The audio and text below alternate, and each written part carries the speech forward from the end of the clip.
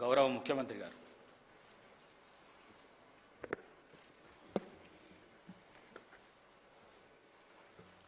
అధ్యక్ష,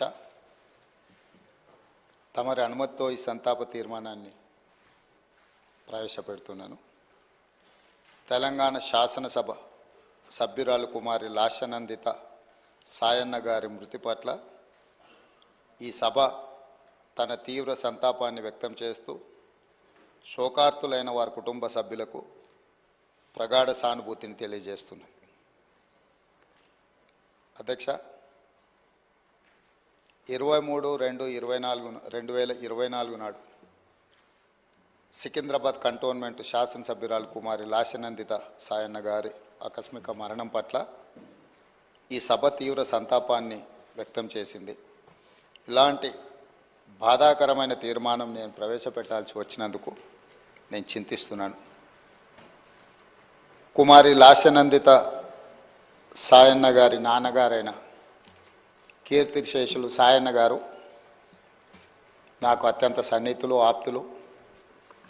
చాలా సంవత్సరాలు మేము కలిసి ప్రజాప్రతినిధులుగా ప్రజాక్షేత్రంలో పనిచేయడం జరిగింది. సాయన్న గారు అత్యంత సామాన్యమైన కుటుంబంలో 1951 వల్లభానగర్ నిజామాబాద్ జిల్లాలో జన్మించి కష్టపడి వారు 5 సార్లు శాసనసభ్యుడిగా, ప్రజా జీవితంలో కంటోన్మెంట్ బోర్డు మెంబర్గా, కంటోన్మెంట్ ప్రాంత ప్రజా సమస్యల పరిష్కారంలో వారు ఎనలేని కృషి చేసినారు. వారు సిట్టింగ్ శాసనసభ్యుడిగా ఉన్నప్పుడే ప్రజా జీవితంలోనే వారు మరణించడం జరిగింది. ఆ తర్వాత వారిచ్చిన వారసత్వాన్ని, వారు నెరవేర్చాల్సిన బాధ్యతలను, వారిని అభిమానించిన ప్రజల కోసం కుమారి లాస్యనందిత కూడా ప్రజా జీవితంలోకి వచ్చి వారు బ్రతుకున్నప్పుడే వారు కార్పొరేటర్గా, ఆ తర్వాత వారి తరఫున వారిని నమ్ముకున్న ప్రజల కోసం వారు శాసనసభ్యురాలుగా ఎన్నికై ప్రజా జీవితంలోకి వచ్చి కష్టపడి పనిచేయాలన్న ఆలోచనతోటి వారు ప్రజా జీవితంలోకి వచ్చారు.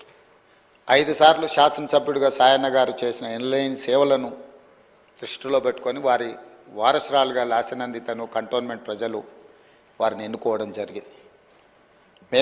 మనమందరం కూడా 37 సంవత్సరాల చదువుకున్న ఒక యువతి, వెనుకబడిన సామాజిక వర్గాల నుంచి చైతన్యంతో ప్రజలకు సేవను అందించాలని ముందుకు వచ్చినప్పుడు మనందరం కూడా మహిళా సాధికారత కోసం ఎదురు చూస్తున్న వాళ్ళం. ఆ మహిళల తరఫున ప్రజాప్రతినిధి ఇక్కడికి వచ్చి సమస్యల పట్ల వారు చిత్తశుద్ధితో ఈ సభలో పోరాడతారని మనం అందరం భావించాం. కానీ ఔటర్ రింగ్ రోడ్లో వారు ప్రయాణం చేస్తున్న కారు ప్రమాదానికి గురై వారు మరణించడం జరిగింది. వారిని ప్రమాదం నుంచి హాస్పిటల్కు తీసుకెళ్తే అప్పటికే తలకు తీవ్రమైన గాయమై వారు మరణించిందని చెప్పి డాక్టర్లు చెప్పడం జరిగింది. వాస్తవంగా ఆ కుటుంబము ప్రజలతో ఉన్న సత్సంబంధాలు కంటోన్మెంట్ ప్రాంతంలోనే కాకుండా జిహెచ్ఎంసి పరిధిలో ఎవరిని అడిగినా కూడా ఆ కుటుంబం యొక్క ప్రజలతోనే ఉన్న సత్సంబంధాలు, ప్రజా సమస్యల మీద వారు చేసిన ప్రయత్నాలు ఎవరైనా చెప్తారు. ముఖ్యంగా కీర్తిశేషులు సాయన్న గారు మృదు స్వభావి, సమస్యలను పరిష్కరించాలన్న తపన తప్ప రాజకీయాలకు అతీతంగా అందరితో ఒక మంచి సంబంధాలు ఉండి ఆ ప్రాంత సమస్యల కోసం వారు పోరాటం చేశారు. వారు కంటోన్మెంట్ ప్రాంతాన్ని జిహెచ్ఎంసీలో కలిపే విషయంలో కానీ, కంటోన్మెంట్ ప్రాంతంలో అక్కడ ఆర్మీ అధికారులు వాళ్ళ వల్ల కలుగుతున్న రోడ్ల ఇబ్బంది విషయంలో కానీ, ఎలివేటెడ్ కారిడార్ల విషయంలో కానీ చాలా విషయాలలో నేను పార్లమెంట్ సభ్యుడిగా డిఫెన్స్ కమిటీ మెంబర్గా ఉన్నప్పుడు సాయన్న గారు ఎన్నోసార్లు కంటోన్మెంట్ బోర్డు సమావేశాలలో ప్రస్తావించేవారు. ఎందుకు అనంటే వారు ఎమ్మెల్యేగా, నేను ఎంపీగా ఈ సమస్యల్ని పరిష్కరిస్తే ఆ కంటోన్మెంట్ ప్రాంత ప్రజలకు న్యాయం జరుగుతుంది, మేలు జరుగుతుందని చెప్పి వారు పరితపించారు. కానీ దురదృష్టవశాత్తు ఎలివేటెడ్ కారిడార్ల అనుమతి, అదేవిధంగా కంటోన్మెంట్ ప్రాంతాన్ని జిహెచ్ఎంసీలో కలపడానికి అనుమతి వచ్చే సమయానికి వారు లేరు. వారి వారసురాలుగా వచ్చిన లాసిన్ అందిత గారైనా ఆ సందర్భంలో ఉండి ఉంటే చాలా సంతోషపడి ఉండేవాళ్ళు. ఎందుకంటే సాయన్న గారి ప్రజలకు ఇచ్చిన మాట నెరవేరిందని. కానీ దురదృష్టవశాత్తు లాసిన్ అందిత గారు కూడా ఈ కంటోన్మెంటు అత్యంత కీలకమైన సమస్యల పరిష్కార సమయంలో వారు మన మధ్యత లేకపోవడం బాధాకరమైన విషయం. ఏది ఏమైనా కంటోన్మెంట్ ప్రజల హృదయాలలో సాయన్న గారు కానీ, సాయన్న గారి కుమార్తె వారసురాలు లాస్యనందిత గారు కానీ శాశ్వతంగా ప్రజల హృదయాలలో నిలిచిపోతారు.